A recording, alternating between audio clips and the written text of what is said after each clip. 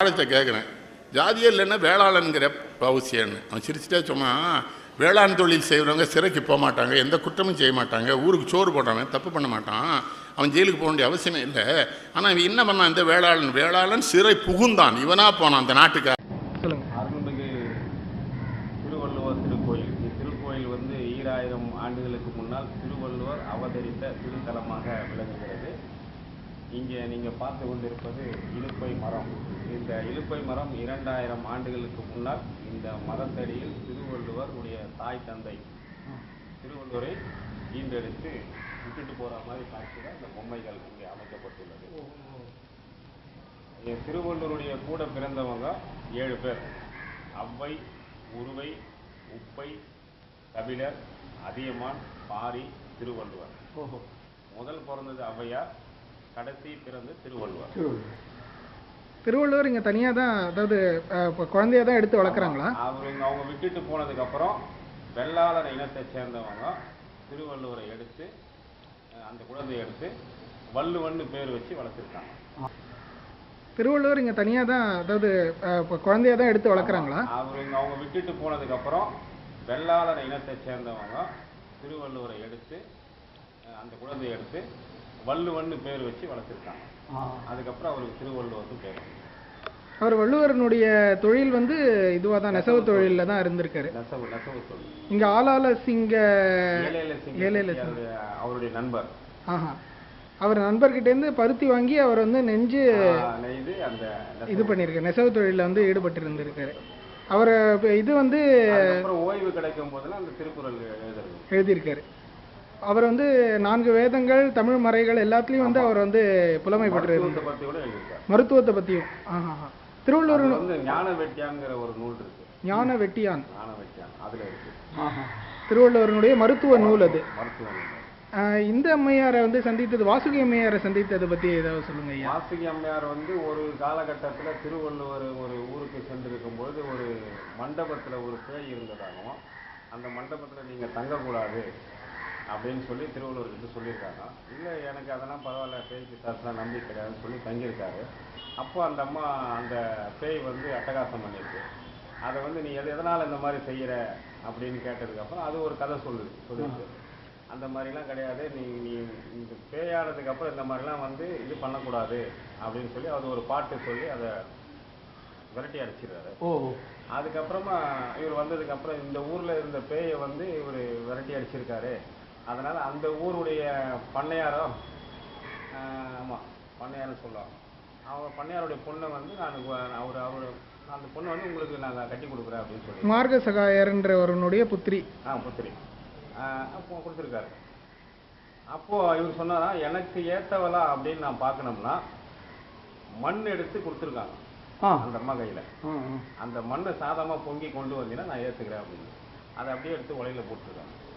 அது சாதமாக பொங்கி வந்து அப்போ அது கொண்டு வந்து சரி எனக்கு ஏற்றவள் தான் அப்படின்னு சொல்லி, எந்த விதமான பொன் பொருளும் நீங்கள் போடக்கூடாது, ஓலை காதில், தொடப்ப குச்சி மூக்கில், இது மட்டும் போட்டு நான் கல்யாணம் பண்ணிக்கிறேன்னு சொல்லிட்டு அப்படி தான் கல்யாணம் பண்ணிட்டு இருக்காங்க. ரொம்ப எளிமையாக குடும்பம் நடத்திருக்காரு. எதுக்கும் ஆசைப்பட மாட்டாங்க. அவங்க வாசுகி அம்மையார் அந்த நீர் இழுக்கும் போது அந்த கிணத்துலேருந்து அவரை கூப்பிட்ட இடத்துல வாசுகி அப்படின்னு குரல் கொடுக்கும்பொழுது அந்த அம்மா கிணத்துல நீர் ஏற்றி கொண்டு இருக்கும்போது அந்த குடத்தை விட்டுட்டு அப்படியே வந்துட்டாங்க.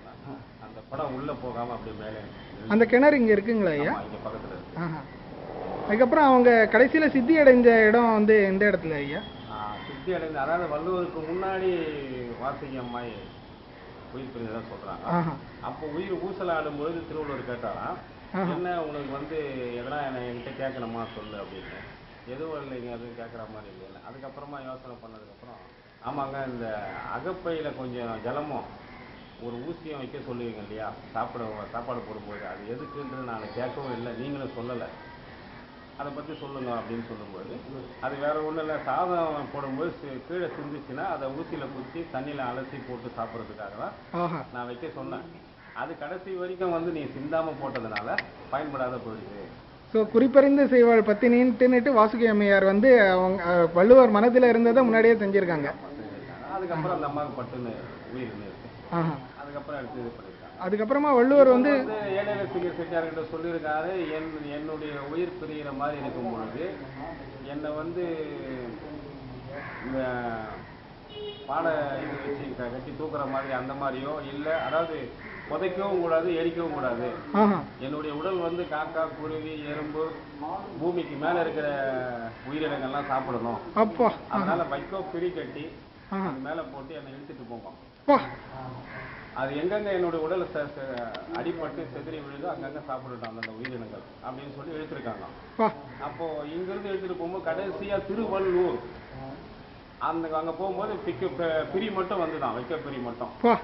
அதை அப்படியே போட்டுட்டு திரும்பி பார்க்காம வந்திருக்கான். அந்த ஊர் மக்கள்லாம் வந்து இவர் பெரிய மகானாச்ச, மண் எடுத்து சாப்பிட்டா நோய் தீரும், மண் எடுத்து வாசல்ல கட்டினோம்னா அந்த திருஷ்டி பேய் பிசாசு வராது அப்படின்னு சொல்லி அந்த மண் எடுத்து எடுத்து பெரிய பள்ளம் மாதிரி உண்டாயிடுச்சு. அது அப்போ வந்து வீரராகவ பெருமாள் கோயில் அங்கே இருக்கு. அந்த கோயில் பக்கத்துல இந்த பெரிய பள்ளம் இருக்கவே அந்த கோயில் குளமா பயன்படுத்திக்கிட்டாங்க. அதுதான் அந்த காலத்துல திருவள்ளூர்னு பேர் வந்தது. வீரராகவ பெருமாள் கோவில் குளத்துல அவரோட அந்திம இது கதி அடைந்தார், கடைசி சித்தி அடைஞ்சது அந்த இடம். அன்பிலார் எல்லாம் தமக்குரியர் அன்புடையார் என்பும் உரியர் பிறர்க்கு அப்படின்றத வாழ்ந்து காட்டியிருக்கார் வள்ளுவர். அவர் வள்ளுவர் கடைசியில வந்து இது சன்னியாசம் ஏற்று இது வாழ்ந்தாரா, சித்தியா அதாவது சிவ வழிபாட்டுல வந்து வாழ்ந்தாரா கடைசி காலத்துல? தெய்வீக பிறவி. அவருக்கு வந்து சன்னியாசம் கிடையாது. வந்து நடராஜர் நடனமாட சொல்ல கைலாயத்துல இவர் இங்கிருந்தே சரி வச்சுக்கிட்டு பார்த்துட்டு இருந்திருக்காரு ஞானக்கண்ணால. அங்க ஒரு அதிசயம் நடந்ததை வந்து அங்க உள்ள அவங்களாம் யாருமே பார்க்கலையாம். பூலோகத்தில் திருவள்ளுவருங்கிறவர் தறி நெய்ச்சிக்கிட்டு இருக்காரு, அவர்கிட்ட போய் கேளுங்க தெரியும்னு சொன்னோன்னா எல்லாரும் இறங்கி வராங்களாம். வந்த உடனே என்னப்பா நான் இங்கே தறி நெய்ச்சிட்டு இருக்கேன், அங்கே நடந்தது எப்படிப்பா நான் சொல்ல முடியும்? இல்லைங்க சாமி சொல்லி தான் வந்திருக்கோம், என்ன அதிசயம் சொல்லுங்கன்னா வேற ஒன்றும் இல்லை, அவர் நடனமாட சொல்ல அவருடைய குண்டலம் கீழே விழுந்தது, அதை காலாலே எடுத்து மாட்டினாரு, அதுதான் நடராஜருடைய காலை தூக்குன மாதிரி இருக்கும், இதுதான் அந்த உண்மை அப்படின்னா. அதுக்கப்புறம் அவங்க புறத்து போயிருக்காங்க. அதனால இவருடைய தெய்வீக தன்மை கூடிய இவர் பல சிஷ்யர்களுக்கு சிவ தீட்சையும் கொடுத்துருக்காரு. ரொம்ப நன்றி ஐயா.